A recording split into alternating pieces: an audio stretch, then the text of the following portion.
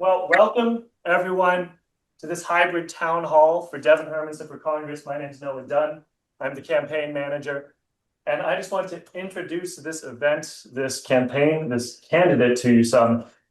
And I think the best way to do that is simply to tell you that I'm here because I was born and raised in this district. I'm a Bellingham kid, a Bellingham Higher Ed Raider, in fact. And this is my home. It always has been. It always will be. And I think we can all empathize with knowing just how powerless and angry we've felt these last few years, but looking for something better, looking for something more hopeful and a positive vision, not just for this little district of 750,000 people, but for our whole country. And I think the simplest way we can put this is that our leaders have failed us. Here. So entirely. I hear some here's in the Zoom chat. Here.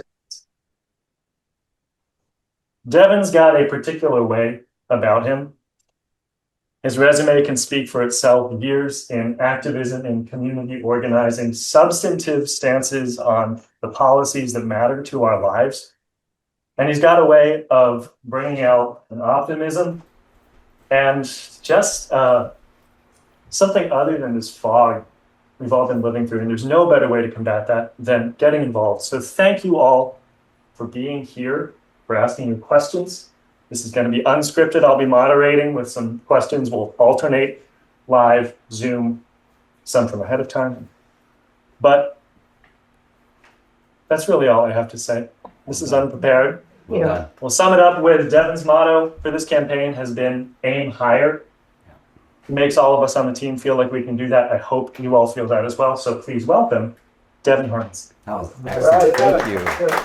Thank you. Hello. Hello, people. Hello, people. This is just awesome. I mean, this is democracy right here. I'm just so happy to be here with you all and to be here virtually with you all.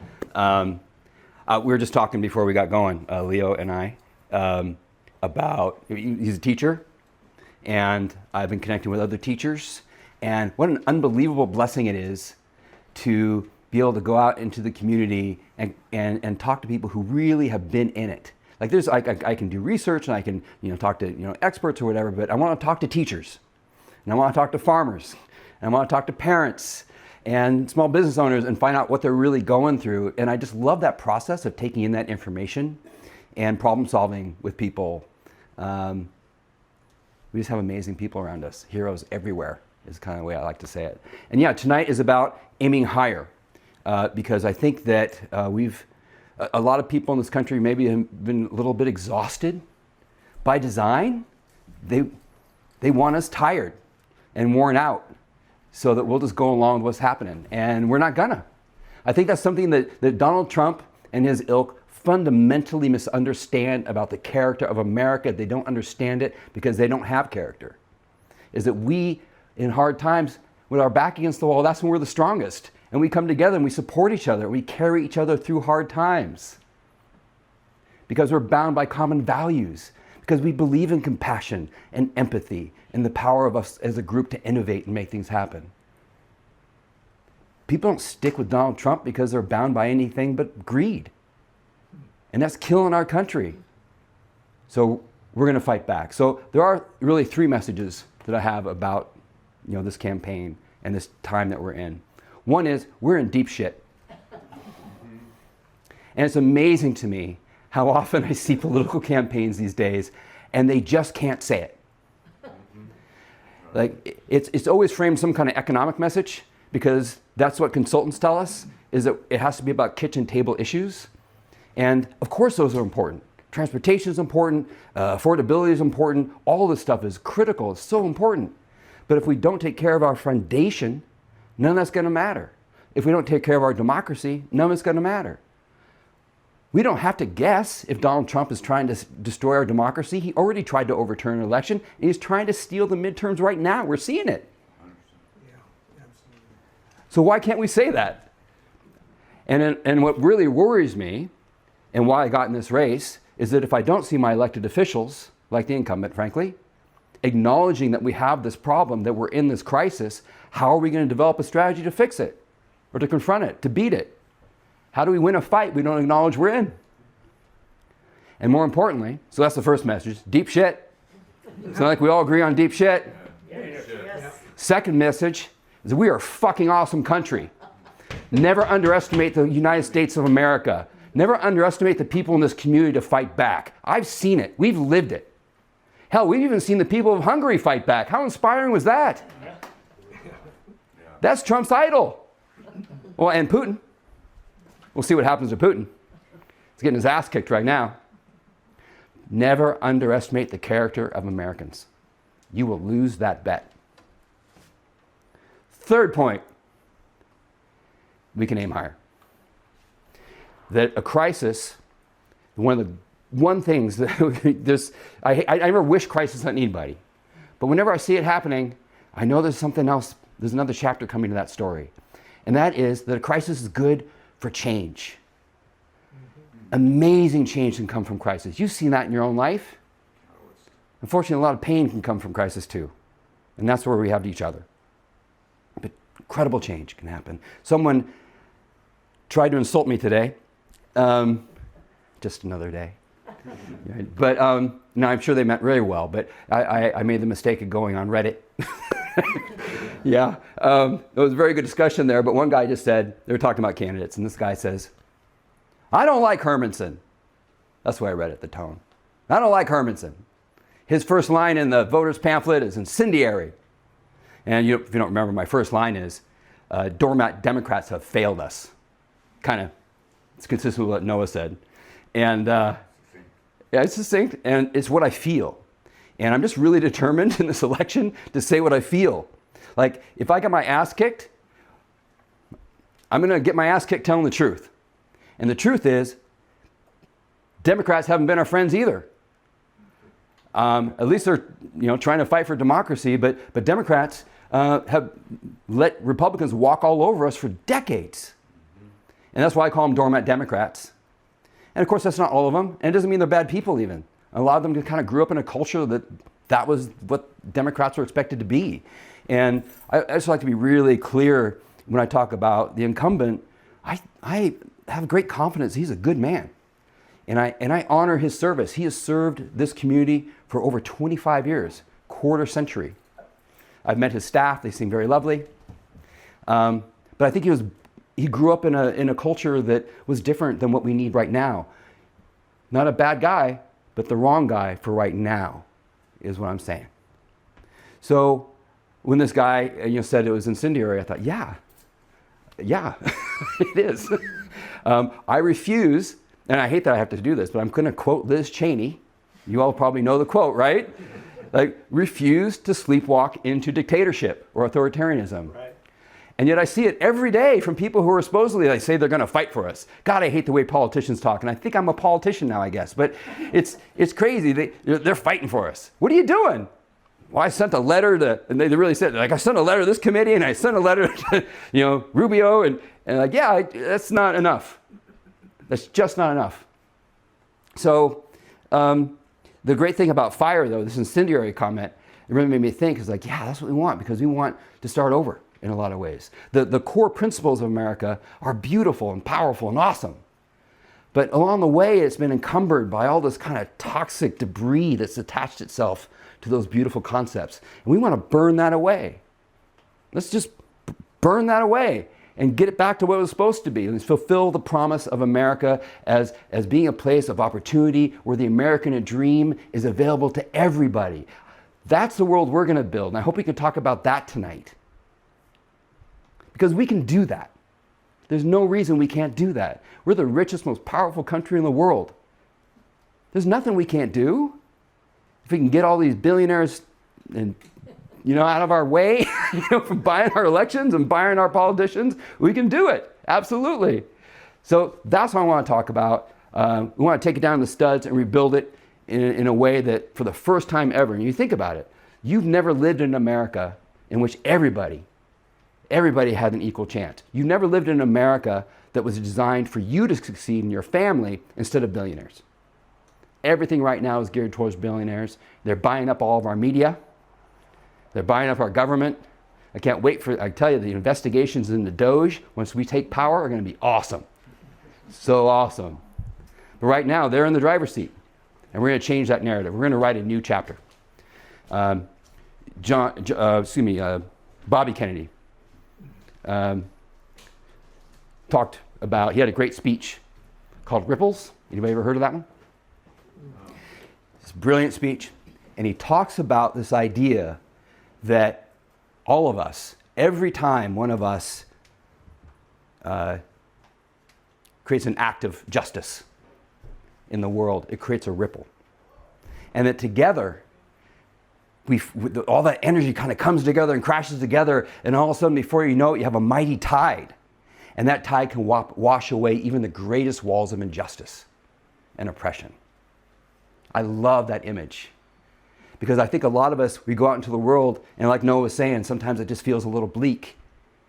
And we try to do our thing, and we wonder if anybody notices or if it's doing any good. And I was in Anacortes with 100 protesters. They're every week, they're there. And I talked to a couple of them. They had that question. It's like, I don't know. Are people paying attention? Well, yeah, you're making a ripple. And I'm seeing it. And it's affecting me. And it gives me hope. And I think that's beautiful.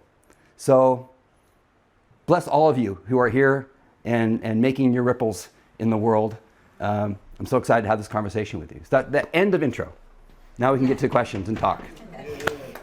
Thanks.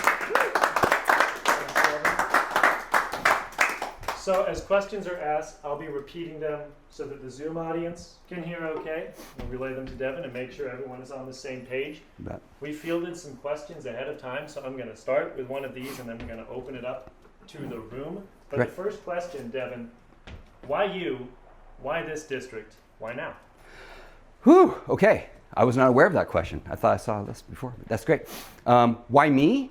Well, I think that, I can just talk about my qualifications. Like, there's different ways of looking at that. But I know that I had 3 criteria. I know everything I say seems to be in 3s, but it's really true for this seat, really for any politician right now. Because, again, as Noah said, that was such a great introduction. I want to reference it every time I speak, is I've been pissed. And I've been scared and frustrated, like I just don't understand what's going on.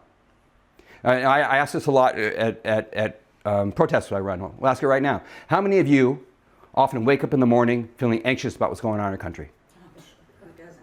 Oh, hello there.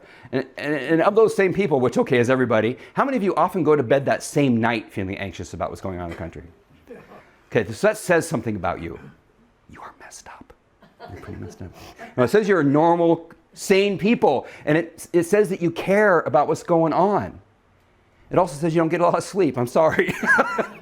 But that's how we feel, and that's how I've felt. And 2 years ago, I ran for the same seat.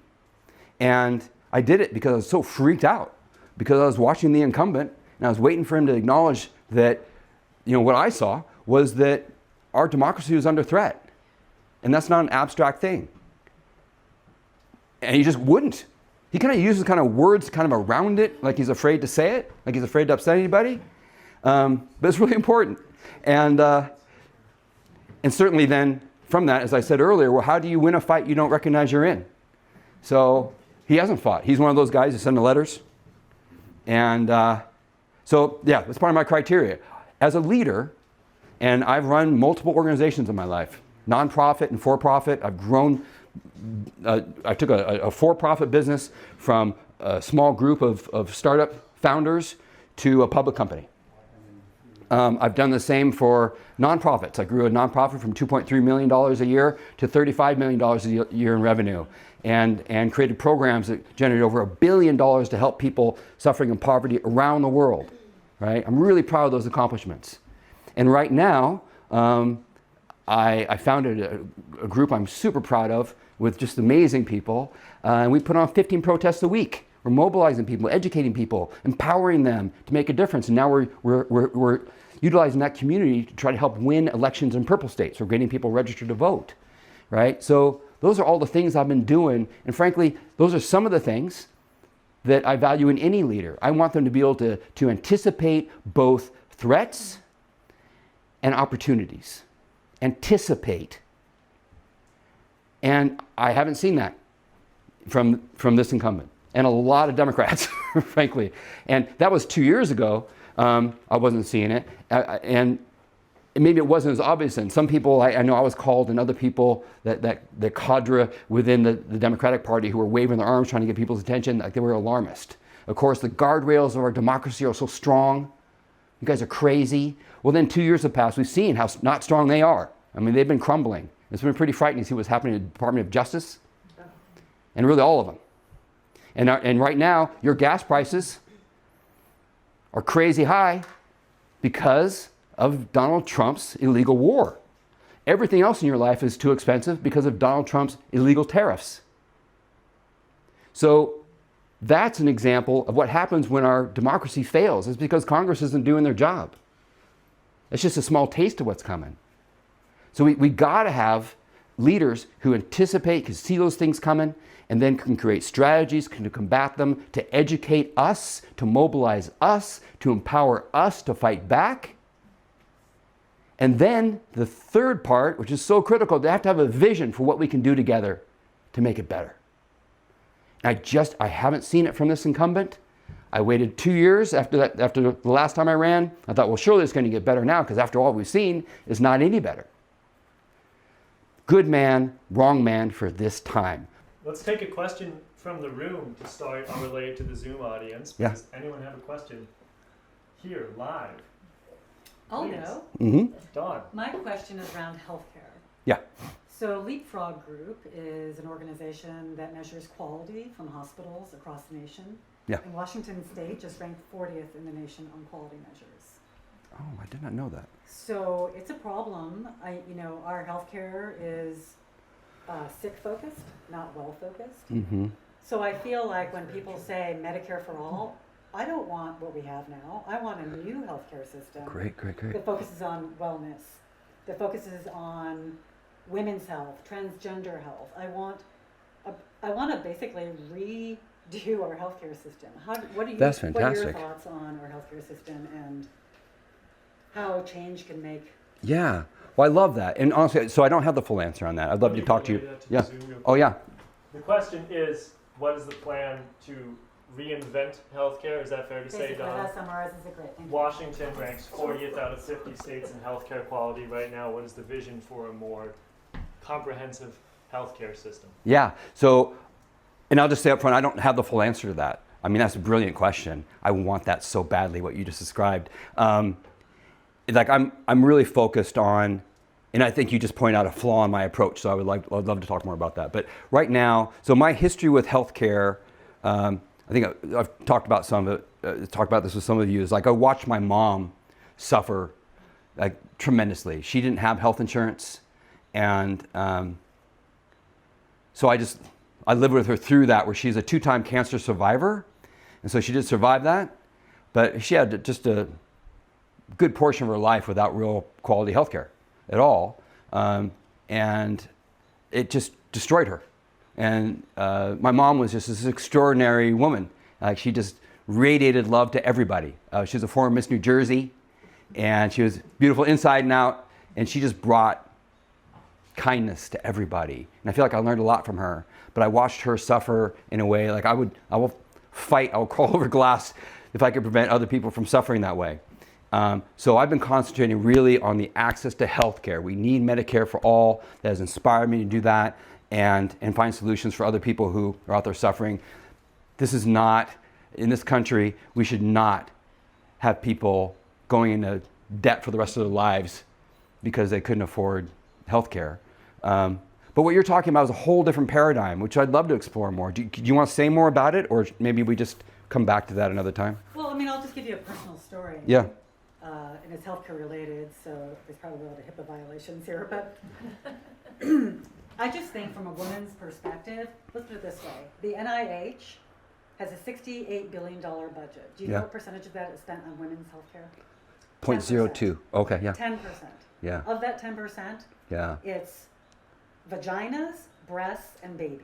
Yeah. That's it. Yeah. There's no research on menopause. There's Yeah. no research on endometriosis. Mm-hmm. It is appalling in this country that everything is built on a male body. Yes, that's a great point. Well, I promise you, we will have more conversation about that. I have a lot to learn about that. Thank you. That makes total sense. And that's why, honestly, another reason I got in this race a little later than maybe I wish I had now. But I was waiting to see who was going to run. And one of the reasons I did that is because I had pledged to other people and my advisors, and I just in my heart, I was really hoping a woman would run for the seat. Probably because of what you're talking about. Like, everything I've studied, like gender equity has been a focus of mine for like 2 decades. And it's really empirical. Like, it's because I did the research and I looked at it, and I know from that and traveling around the world, my job was basically to travel around the world and collaborate with some of the poorest, villages or countries in the world. And it was always true. Like, when we empower women, things get better. And it's my observations, it's my experience, and the data shows it. It shows it. It's flat out true. And I've been kind of scouting, even if, I've met so many amazing people, and always looking for people like, it doesn't have to be me. I'm very fine. Like, if the next election comes around, if there's someone better, I want them to do it. And I would love to help identify women or just people. I mean, it really could be anybody. And maybe it does end up being a white guy. But it sure would be better, I think, because we need that perspective. Exactly what you're talking about. We need women making laws. And, there's been studies that the kind of policies that women push are the ones that tend to end up helping, like, families and a broader range of people. Just like we saw in a different scale when I was doing this work around the world. There's a reason why, and we have data for this, that when we do microenterprise development, virtually all the microenterprise development organizations end up giving most of their money to women. Why? Because they pay back at an incredible rate. And when they make money, they spend it in ways that help everybody.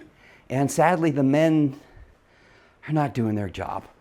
So it might get me in trouble with somebody, I don't know, but that's just the truth. So I love where you're headed with that. We'll keep out the conversation going. Someone on Reddit will be pissed at you. I am sure.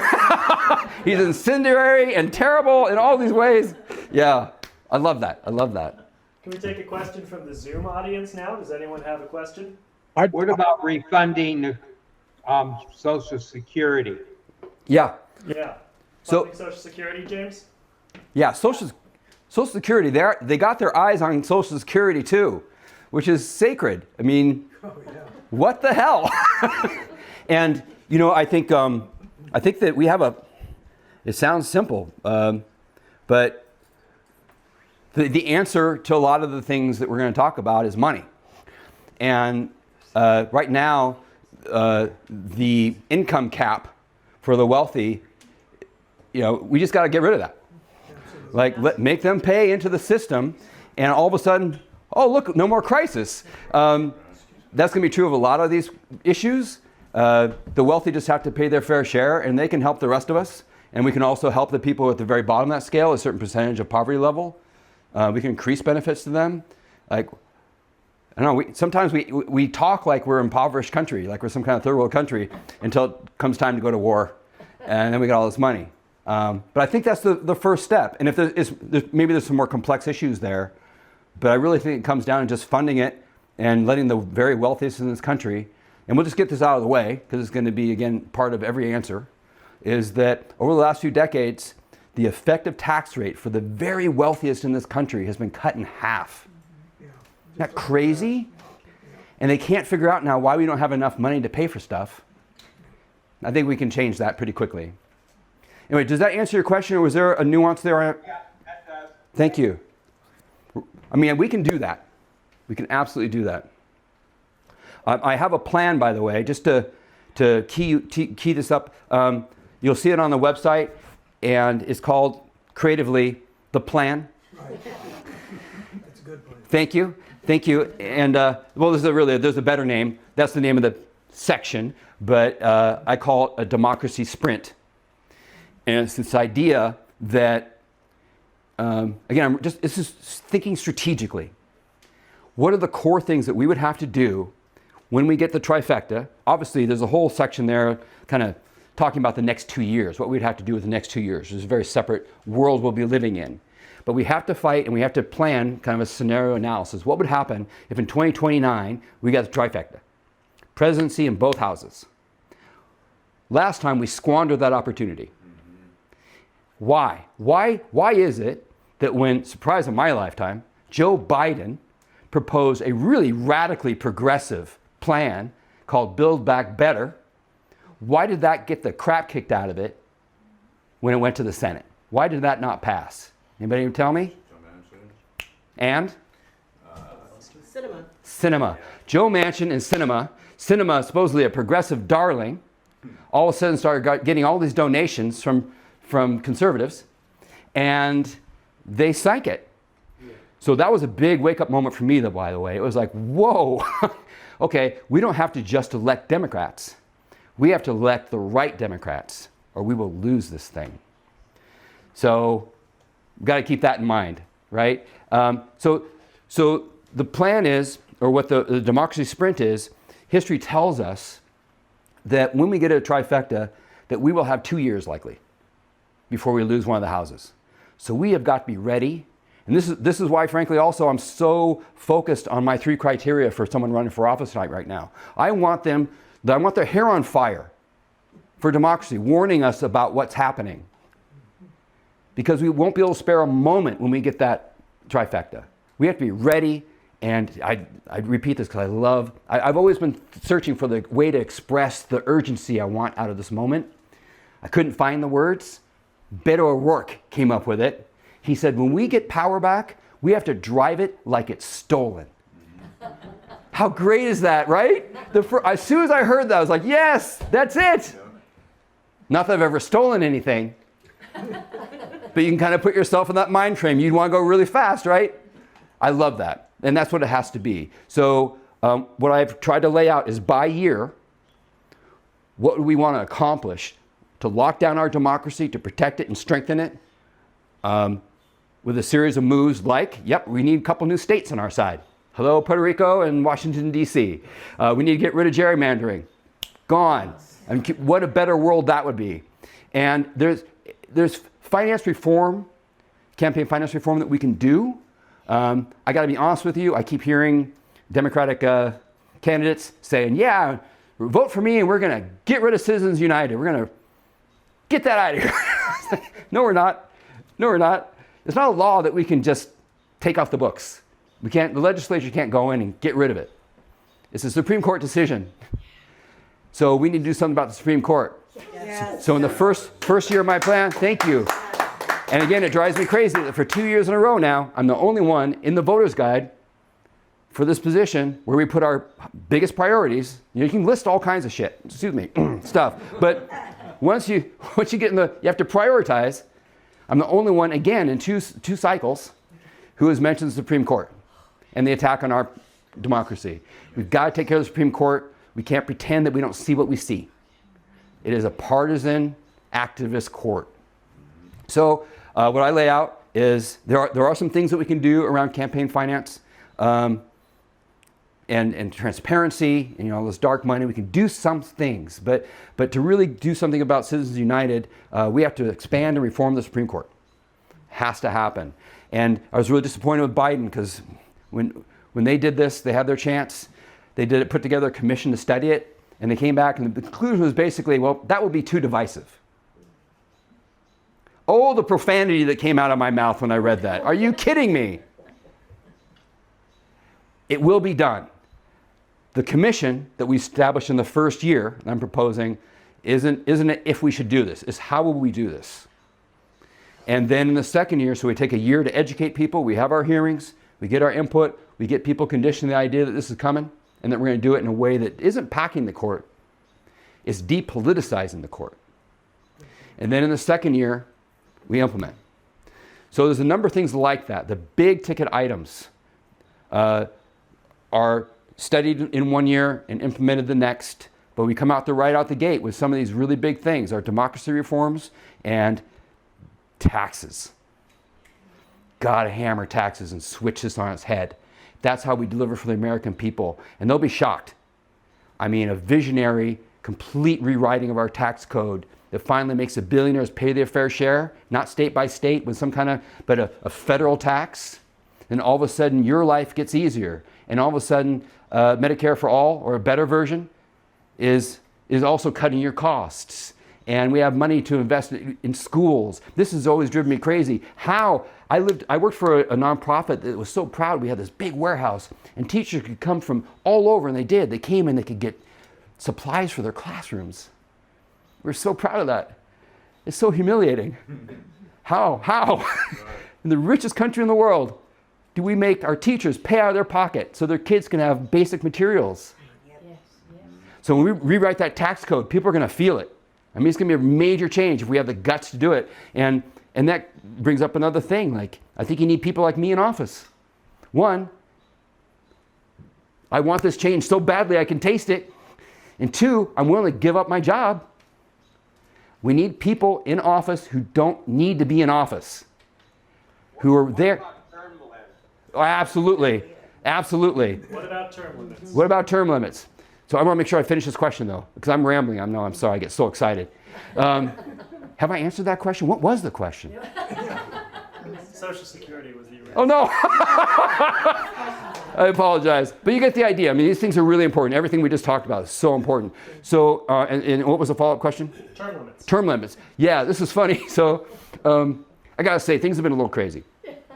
So I'm getting all these emails, and people are asking me to, sign up. Do I approve of this law and that law? And then they'll put me on some list that say that Devin supports, and there's so many of them that I honestly, I just couldn't respond to all of them. I want you to fill out a survey and all good stuff. I think I did the Medicare for all one, or universal health care here in Washington State. But someone wrote me about term limits. And I was like, well, yeah. I wasn't sure. I can't remember how many terms they said. And I just hesitated because I hadn't studied enough to know, like, I want term limits. I don't know what is exactly the right number. So should I commit to that right now? And I asked them for information about it. But they were like, oh, but don't worry. If you get in, you'll be exempt. And I was like, well, I don't want to be exempt. No, I don't want that. Like, that's what's broken with our system. I mean, we need people in office who don't need to be in office. And what happened, I guess to circle back to the other point, is that when Obamacare came into play, and by the way, my mom died the year Obamacare came out. After all those years of not having health care, that's when she died. And so many people, and that was even really an incremental benefit. It could have been much better. We've never even seen Obamacare the way it was designed. Immediately, I think before it even came out, Republicans kneecapped it. So it's been kind of hobbling the whole time, but better than what we had. And a lot of Democrats lost their job for voting for that. We've got to have people prepared for that. We can't have people who are like career politicians who this is their identity. And they don't know that by voting, they're going to be betraying the big donors, the corporations, and wealthy people who have been financing their entire career. We need a new brand of Democrat in there. To that question, Please, yeah. So they had a Project 2025. Yep. Where is the Democrats' project? Well, we're putting that together, I think. So what I'm describing, my democracy sprint, is a form of that I think would be ultimately part of a bigger plan. And this is why I love that, people have asked me, if you look at my whole list of stuff, there's a lot of things on there. And, I hate these lists. What's my platform? When you look at things, and let's be real, like most people have staff people who are helping them put together these things. And we all have Google, and they're looking for all the keywords that progressives will salivate over. There's a lot in there that are really from my heart and my experience. And that's why my list isn't that big. But ultimately, what happens is we're going to work on a team. And people have said, some of the stuff I have on there that is uniquely mine, and I think uniquely brilliant, of course. But there's not, most of it is stuff that is already in the progressive playbook. And what you would be doing by electing me is you're not electing Devin to go do all these things for us. It's for Devin to add his voice to the progressive caucus and bring my own special flavor. Like, I think I would be the only person there who has started multiple businesses or taken one public. I think that's a really valuable experience. and I have a few extra ideas I think that I would add to that pot. But for the most part, we already have an amazing group of people that are pulling in the same direction. I think that's kind of exciting. Yeah. So I think there will be a Project 2029. And I've seen kind of things online where people are thinking already, but I think my democracy sprint is going to fit right in there. Do we have a question? How does Devin feel about federal student loans and medical debt and how to work with those things? Did everyone hear that question in the back? Great. Yeah. Well, I love that question. So that is in the plan. In the first year is student loan forgiveness. We know that system is broken. Well, both those systems you just mentioned are completely broken. And people have been kind of trapped in these dystopian worlds. And, people just, I get that some people are like, well, I didn't have my loans paid off or whatever. But we know that the system is completely trash and that kids are trapped in an early age with promises that aren't real, with a system where the costs have been exploding. The federal government has been covering less and less of the university costs, and it's just not fair. And I think that we can do a lot for our economy. And I think this is the thing that people miss. Like, ultimately, my job is to do the most good for the most people, right? So I'm looking at things as investments. I think it's a tremendous investment for the American people to take the weight off those people who are suffering under that crushing debt so they can be free to now spend money on starting new businesses or just, putting money into the economy so that they can support other businesses. I mean, that's how we build a flourishing economy, from the middle out, not from the top down. So I think there's just a really good economic, besides an ethical and moral argument for going where I think you're headed there. Maybe I shouldn't read into it, but where I want to go there is to take a lot of that debt off people's hands and make that manageable for people. It's killing us. Yeah. I want to add on to that too, but how about, do you have thoughts on how to make education more accessible? I mean, I feel like over the last couple of decades, there's this dumbing down trend because it's not, people can't access education because of the cost. And I've been having some conversations about that, and so already talked about Leo has pledged his expertise to come talk to me. I see Gabrielle is on the line, and she's someone else I've been trying to connect with as someone who really knows a lot about education. But yeah, there's a few different things I have in mind. One is we can cough up the cash to make public universities free.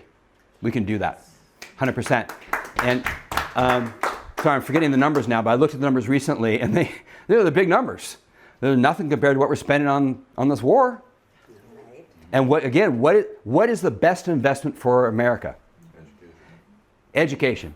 Unless you believe they're being indoctrinated by facts or whatever, conservatives are afraid of. So there's that. But I think we also have to look at costs.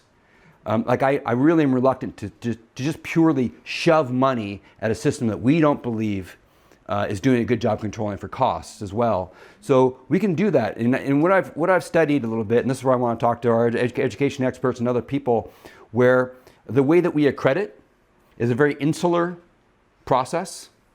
And if we could change that, we might get a greater variety of educational facilities accredited that people could use loan dollars to go to. And so we have a broader range of experiences, more choices, and create more transparency around costs so that there's some control there and incentives for educational systems to innovate and control costs. But at the end of the day, we as a society will do much better for ourselves if we actually fund education and allow kids to go there and get out of there without the crushing stress. I keep coming to that concept around debt, whether it's medical, education. If people, this is why I watched my mom deal with just an unbelievable amount of stress. What is the cost? There are probably studies out there, I haven't seen them, of productivity in our society from people who are crushed. We know stress kills. So what is that doing to us that we allow so much of our population to deal with so much stress? We just want to be more productive. We can be a much happier, more productive society if we do that. Does that answer your question? Yes. I did also talk about medical debt a little bit Oh, is I that know that- Gabrielle? Yeah, it's me. Hi. Oh, it's you. Hi. I didn't realize you were the one speaking. Terrific. Hello to you. Yes. Hello. This does actually what you've been talking about fed into a question that I put into the chat earlier at the beginning of your introduction. You talked about how you really wanted to talk to the teachers, the farmers, the healthcare workers, the people who are really like the boots on the ground. Yeah. And as you may know, we're working during the daytime when you're also working up in Congress, right? If you get voted in. I would love to know how you hope to talk to all these wonderful people who are working super hard once you get elected into office, and then how are you also going to communicate to constituents about what you're doing between those like newsworthy votes? Yeah. Well, I have this vision of it. Thanks for bringing the reality that people actually have jobs and responsibilities and lives. I get that. But I have this vision of it. Like, I really want to establish like kind of citizen councils. And I don't know what the right platform is. I do everything on Signal. So of course I envision all these Signal chats. And then where we get together in person whenever we can. I guess when I'm back on recess. But I want them to be ongoing working groups where citizens, like we're constantly working on our agenda, and then we bring in experts or interface with other groups as necessary. So I don't have that all worked out, but I don't want it to be sporadic. I don't want it to be where I come into town and then we have like a town hall. Like, this is great, but I don't want this to be, in my ideal, like we're in constant contact. Like, you leave here and you go home and if you have an extra question, you put it in the Signal chat or whatever platform we're using. Because the strength of it, as I think I keep alluding to, is that we as a community are unstoppable. Unstoppable. But we have to be in community for that to work. So it's the same with with those groups that Gabrielle's talking about. Like, we're gonna be incredibly powerful because we're not coming together every once in a while. It doesn't have to be in constant intensity either, because people do have lives. But a place where we always have a repository for our ideas and our questions. So it's not some kind of off and on switch. It's always on. It's a community, not a kind of a get together. Does that make sense to you, Gabrielle? Perfect. Thank you so much. Great. I look forward to talking to you soon. I'm sorry we haven't been able to connect. That's okay. Maybe we can meet with Leo as well, have a little coalition. That'd be awesome. Leo says yes. That's how I interpret that expression. Love it. Thank you. Thank you. Scott? Yeah, Scott. So, right. You go first, Scott. Thanks, Scott. In light of recent statements from Marco Rubio and Stephen Miller Oh, God. regarding the new designation of far-left terrorist, or FLT. Oh, I didn't know that we had an acronym. We didn't know. It's great. And it seems to apply to anybody, to Yeah. any or organization to the Yeah. left of, say, the Heritage Foundation. Yeah. It's a bit terrifying. Yeah, it is. And I know that that's an executive branch endeavor, so I don't know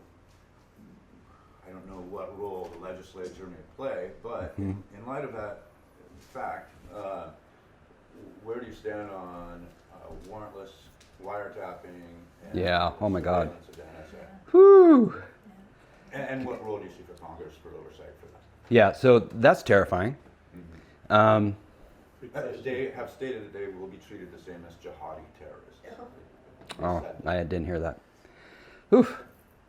Okay, everybody take a deep breath. I mean, that's the scary shit, right? And as soon as you say Stephen Miller, we know it's going somewhere really bad. Yeah, I don't want to sugarcoat that. That's just fucking terrible. And I live in a world where, because I am a full-time activist. Unpaid, by the way. And so we have to think about those things and our security, and it's fairly frightening. Congress can do a lot, though. We can pass laws. There's a vacuum there that Trump takes advantage of with the executive orders. He doesn't have all that power. And legislature should be able to step in and do something about that. God willing, and the Supreme Court is a wild card there, because Well, we know what the Supreme Court is like. So I've been focusing on other answers. And I think this is really important. And it comes down to the role of what this would be, my job would be. And it's not always going to be that the government, the federal government, is the answer. We're always going to be doing our best. But I love that when I've been talking to people, I've been going out to different events and meeting with donors, donors, I'm used to being in nonprofits, meeting with voters, and I often ask them, like, what are you going to tell people? Like, what is your message to people? And so many of them have been like, keep fighting, keep protesting, keep going out there. We're going to be the ones that help ourselves. That's a direct quote from one of the people, or maybe a rough paraphrase from one of the people I talked to. And that resonates with me. Like, we're going to save us. And this is why I really appreciate the role that Pramila Jayapal has taken. So in a lot of ways, I hope to emulate what she's done, where she has never lied to us about this stuff. She has come out from the very beginning. She's one of the, she meets my 3 criteria so perfectly. She anticipated this threat, and she said, look out, we are in trouble. Get ready for this. And she educated us about it. She mobilized us for it. And then she trained us to take action ourselves. She has these action labs, I think is what they're called. And I think that's just brilliant. And what we've been doing, and some of us are here in the room, our team, is we're preparing for a national strike. So we're putting together a coalition in this metro area and across the country with the top 10 metro areas by GDP.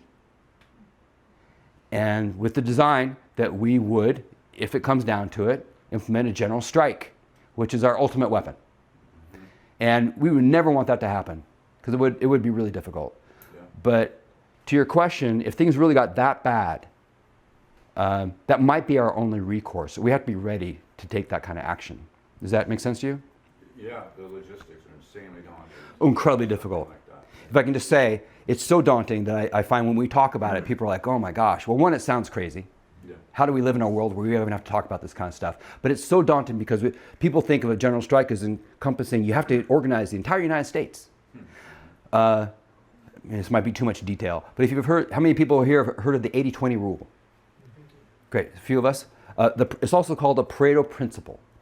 And that basically says that in any given set, 20% of that set will be responsible for a disproportionate outcome, 80% of that outcome. So that's the 80-20 rule.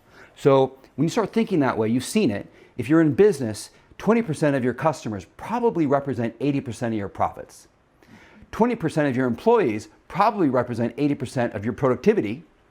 Conversely, 20% of your employees probably represent 80% of your problems. I know none of you are in that 20%. But it's true. And when you start identifying opportunities that way, it changes the scenario analysis. So now instead of having to organize all the United States, if we go to the top 20, not 20% even, just the top 20, or excuse me, top 10 metro areas by GDP, that represents 35% of the federal GDP. So wildly disproportionate impact. So if you could impact 35% of the federal GDP, you would have something. And really that would ripple throughout the entire economy. I know it sounds crazy to have to talk about this stuff. But I'm saying that sometimes we have to look, this is part of the vision. You have to be able to look forward. You're anticipating situations, you're creating a scenario, and you're creating strategies that we can implement, and this is more attainable, although still batshit crazy, than trying to organize the entire United States. Are there lessons learned from Hungary? Oh, sure. I mean, what they did, I mean, it's a smaller, much smaller country, but yeah, I mean, they went out and they did the work and they organized their community and they were out there every day. I know you like to talk about this. You want to say something real quick about that? No? Okay. So, but she has lots of great things to say about it. And they went out there and they organized their community and they did that for like a long time, right? They invested. And that's what I'm talking about here is we have to invest in our community. Like we have to stay in contact if we're going to make this really, sustainable and powerful. And then they made the outcome so large that it was, yeah. Now he's so already history and I've forgotten his name. Right. What's his name? Yeah, Victor Oh, Orban, thank you. Gee, wow. I'm so happy that I got to forget that name for just a moment. Yeah, it was so overwhelming that even he had to acknowledge it. And that's what we really have to do. So there's lots of lessons there. Can I just build on what Yep. you said for Yep. just Mike meant? Yeah, So digital self, right? Like we talk about us as a unit, like Yeah. Equifax, Facebook, Okay. photos, yep, credit cards, but we don't have any ownership of our own Yeah. digital self. Yeah. right? Yeah, we don't. In a world, the only thing that I really own is my skin. yeah, Like, and so when you talk about transportation, airlines, what he says, like that wall between us and the government surveillance, I think it's pretty paper thin. yep.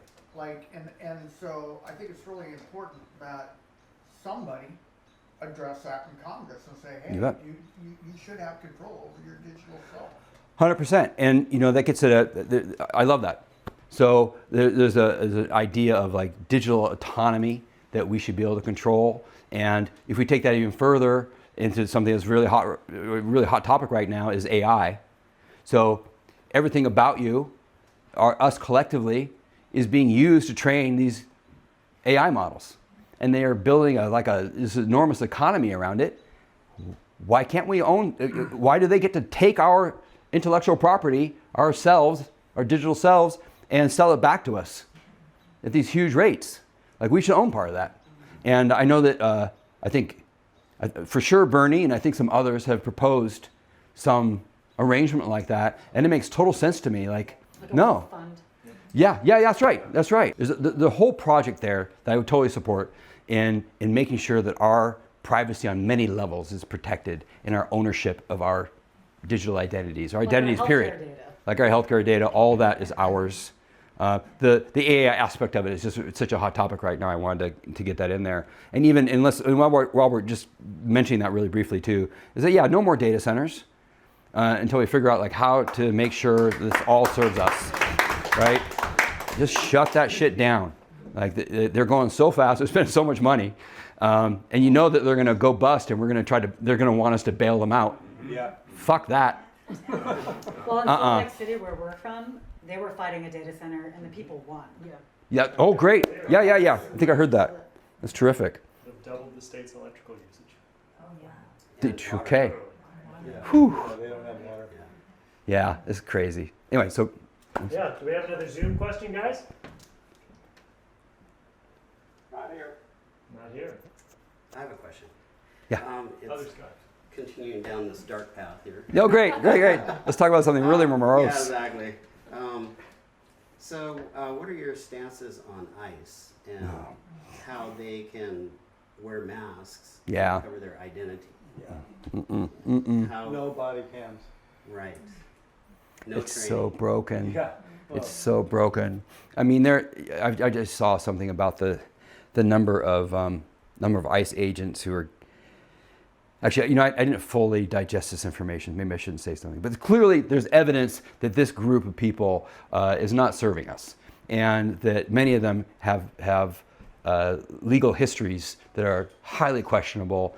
And we've seen people murdered on our streets, and they refuse to properly investigate that.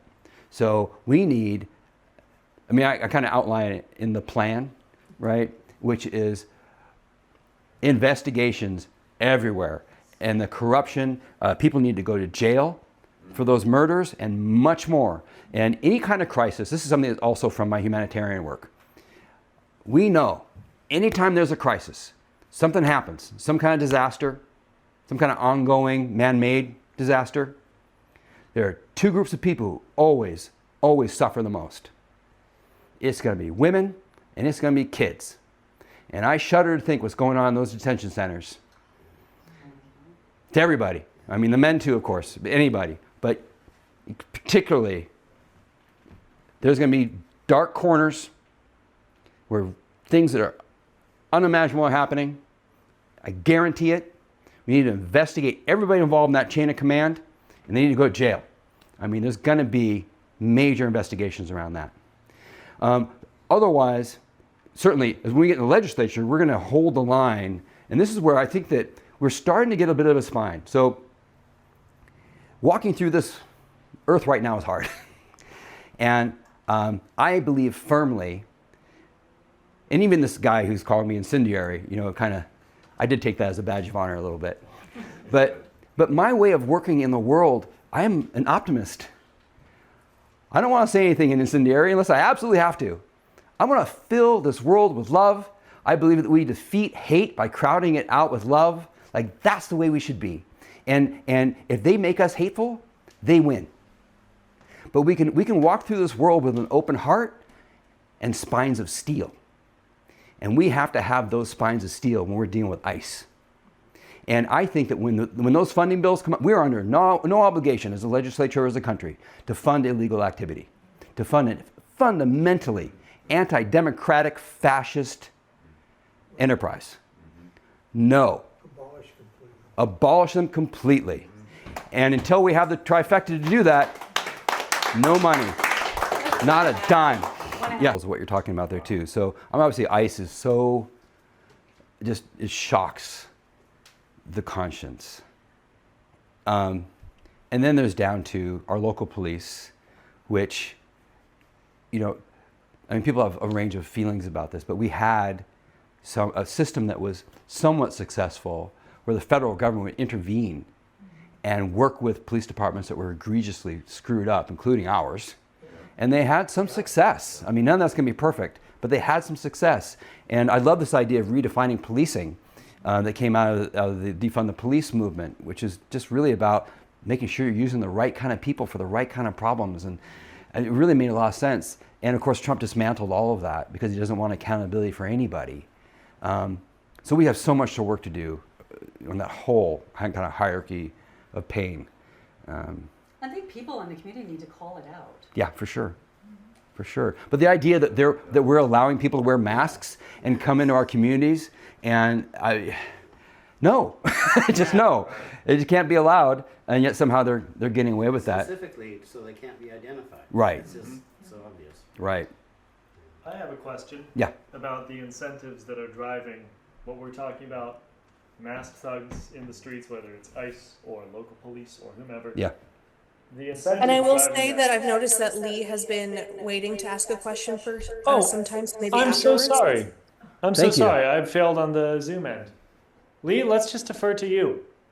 Thank you. I just am wondering, Devin, about how high a priority our environment is to you. Yeah. And there's a lot of threats from the federal government about deforesting, about which would hurt everything, our rivers, our everything. So the other species that live here. Yes. So I just wonder how high a priority is that for you, and what? Oh, so high. Thank you. I've been waiting for someone to ask that question. So if I can just say, that's another really great thing. I met with this wonderful group in Whidbey Island called Whidbey Climate Action, I believe is their name, and just really brilliant people.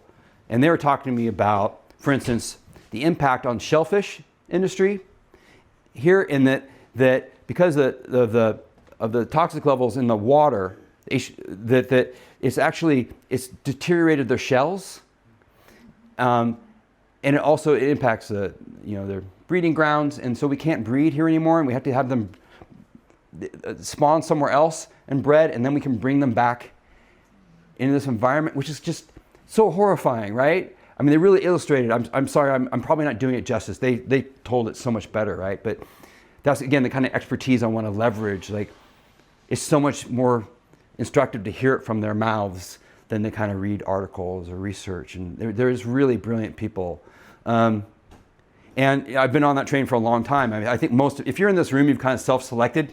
Like, clearly you care about this stuff. But when I ran last cycle, there was a study that came out, and it showed the H2O level, or the CO2 levels by what they projected over the next presidency. So one line for Biden, what they thought was going to be for Biden at that time, and then another one for Trump.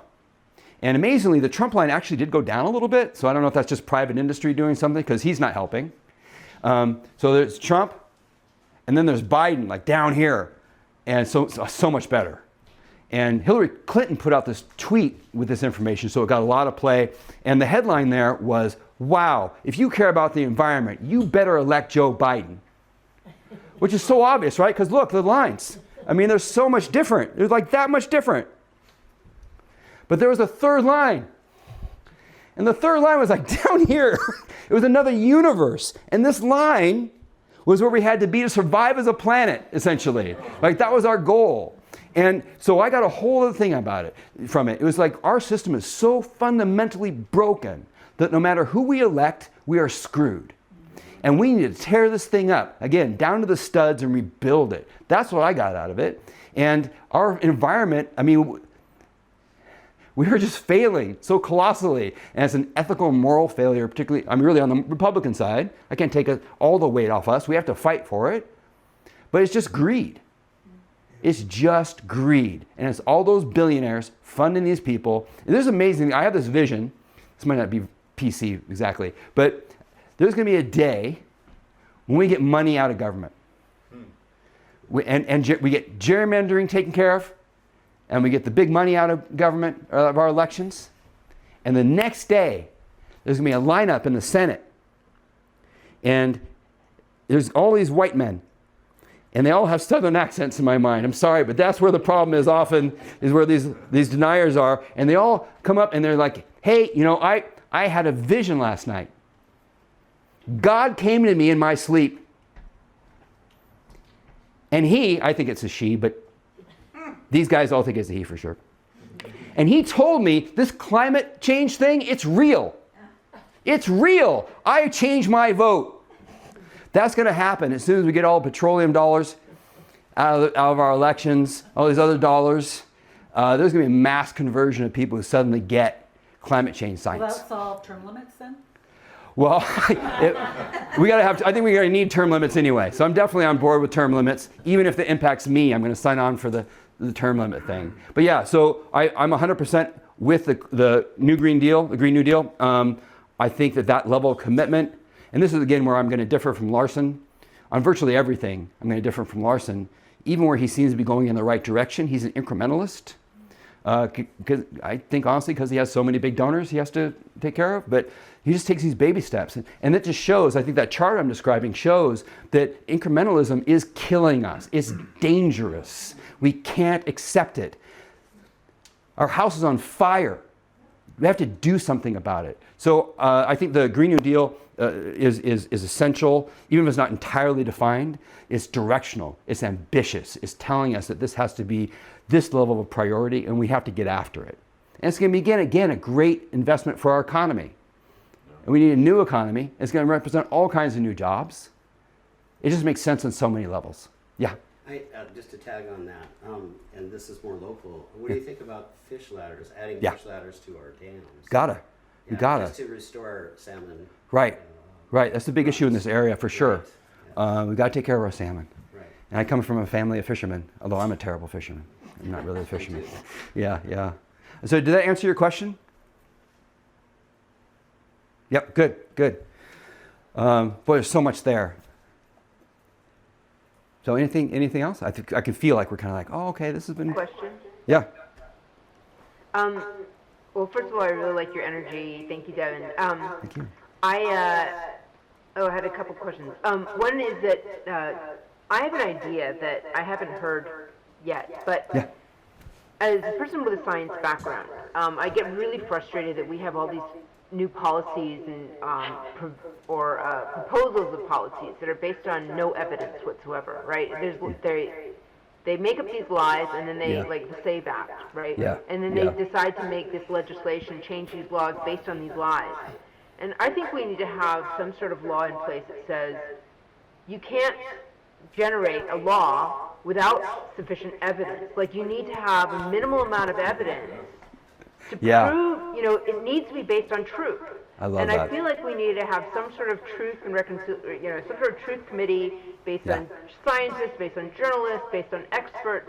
That every proposed law has to go through before it even gets to be considered as a law. Yeah. Because our entire government is based on lies now. You're right. It's so much of what the right is doing is based on laws. So I'm glad you like that idea. I wanted to just kind of put it out there because I've never heard anybody talk about this. I love that idea. And you're not alone. You're not alone. You have a powerful ally in Elizabeth Warren. So Elizabeth Warren has proposed, it's been a while since I looked at this. So if someone else remembers better than I do, help me out here. But she has proposed some kind of basically almost like a defamation against fact law that basically if you use false facts, like you can be held accountable somehow in the legal process, in that process. Does anyone know what I'm talking about? Does anyone remember this? I read about it some time ago, so I'm afraid I'm not presenting it perfectly, but I know it's at least going in the direction of what you're talking about. So I'm going to look that up when I get home. And if we still have this chat active, I'll put it in the chat, or any of us can look it up right now. But I know Elizabeth Warren is on your side, and she has devised a way of making that, or something like that, happen. It's so important. It's crazy we have to have these conversations.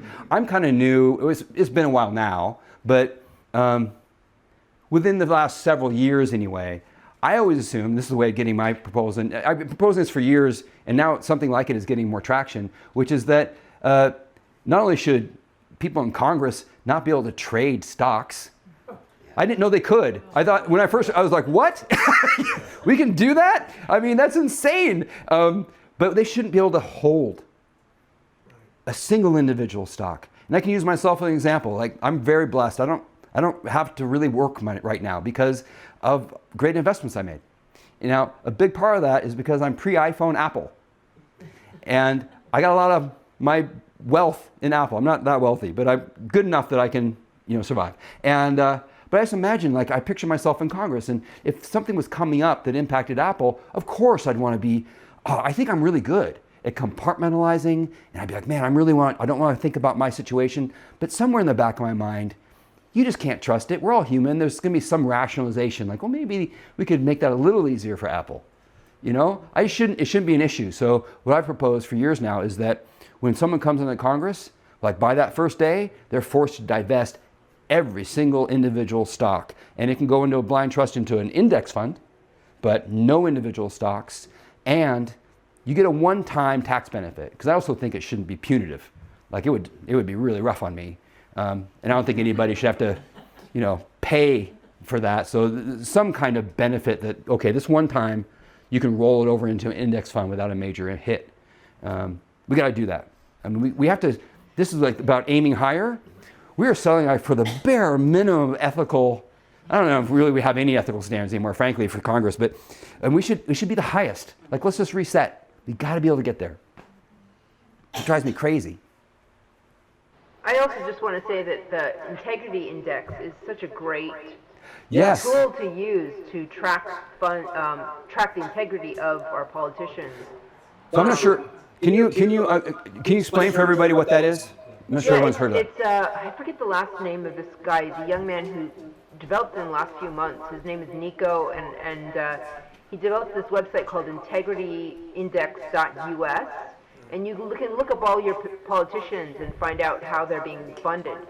So and everybody gets a grade. Okay. Rick Larson got an F in the integrity index. Okay, all right. And you can see how much money he's getting from AIPAC, over 300,000. So I think it's really important. Pramila Jayapal got a B+, and guess who has the best integrity index score? AOC. AOC, yeah. But it's really good to see, I think following the money is so important, right? Absolutely.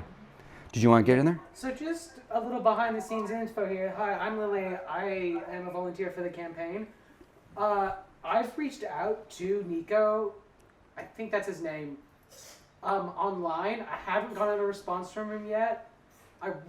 I personally really want Devin to be graded on there because I think we're going to get an A. That's great. Thank you. So I have a question.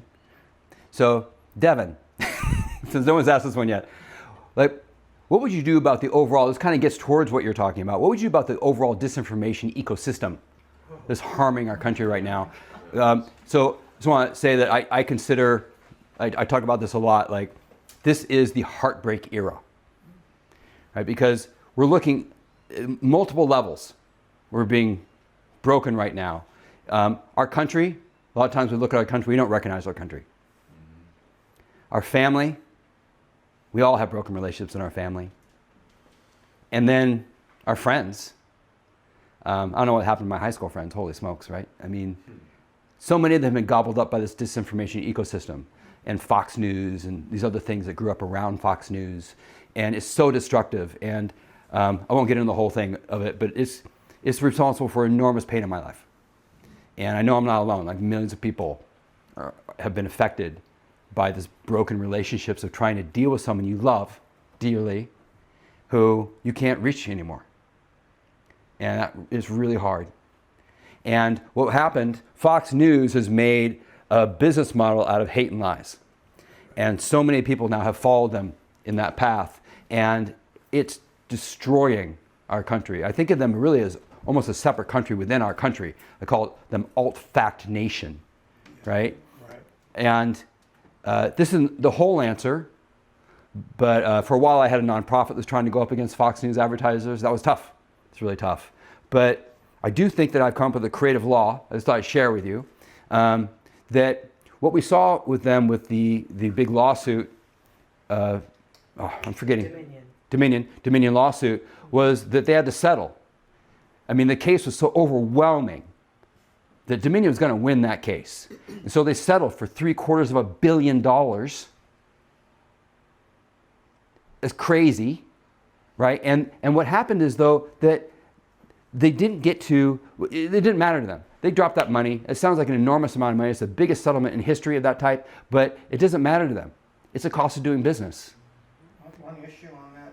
Yeah? I think they didn't have to admit wrongdoing. They did not admit wrongdoing. It's very important.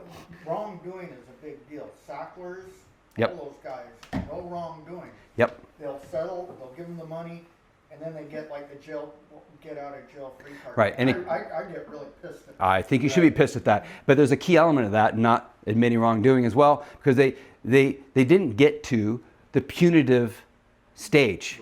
Right? So there would be normally a settlement, or excuse me, if they were found guilty, there'd be punitive damages. Right. And punitive damages scale according to your ability. Right. So suing me and suing, I don't know, someone with a lot of money, they're different penalties. So why did Dominion settle? Well, because they knew that if they tried to get the money, there's going to be appeals, and there's going to be years, and who knows what's going to happen. And their shareholders are like, let's get the money. Well, so what I put together from really just observing other laws, there's other kind of systems that are like this, where you can say, for instance, there's a terrorism enhancement that you can attach to certain cases. So what if there was a public interest enhancement? And we said, actually, we submitted for this, and the law, or the judge agrees that there's significant enough public interest in this case that we're going to now fast track it. There's funding to fast track certain cases that qualify for this so that Dominion can find out whether they get that money faster and their shareholders won't be screaming at them. And now we can get to the punitive phase where Fox is really hurt the way they should have been hurt. Frankly, they should have been driven out of business. What if they go to jail? Well, that's what I was going to say next. Like, is there a point, and I've gotten a lot of pushback on this, but it seems like there's a point where it's not just defamation. There's a conspiracy basically to defraud the United States. Right. So why isn't that a criminal penalty? I've had some lawyers online yell at me for even suggesting that this might be a criminal thing. I think that we need to look at that more deeply, because that's not just defamation. Well, right now, criminals just go free. And it's the wrong criminals they're going after. Right. Well, these particular criminals are going on to continue to make billions and billions of dollars by dividing our country and making us hate each other. And I'm not okay with that. That, again, is not the entire solution, but it's a step in the right direction. And since we just brought up all this really hard stuff, I do want to celebrate Jean Carroll getting her money. So we probably should wrap up. Yep. Okay, so I want to do this thing with you before we go. Thanks so much, and we can sit around and talk and stuff still, but we're over time. This is kind of tradition with me. So I want to wrap up with us a little group participation. I'm going to ask you 3 questions. I'm going to ask you to answer. And I want you to do it loud, because I want Donald Trump to hear you. all the way in DC, or what is now the Mar-a-Lago of the North. It just really pisses me off what he's done to our White House. Think about that while you're answering, right? So what we're fighting right now is an authoritarian movement that seeks to make us bow down to Donald Trump. They want us intimidated, they want us afraid, they want us tired, they want us to give up. So I'm going to ask you 3 questions. It's the easiest test you've ever taken. The answer to each question is hell no. You ready? Are we going to be bullied? Hell no! Are we going to be bamboozled? Hell no! Are we going to back down? Hell no! Well done! Well done! I gotta say, I am so proud to stand here with you tonight. I love you people. You're my people. We're going to be the people who gets this shit done, right? And thank you for showing up online. Thank you so much. Write with follow-ups. Don't lose touch. Community, we're going to be together. Have a good night. Thank you.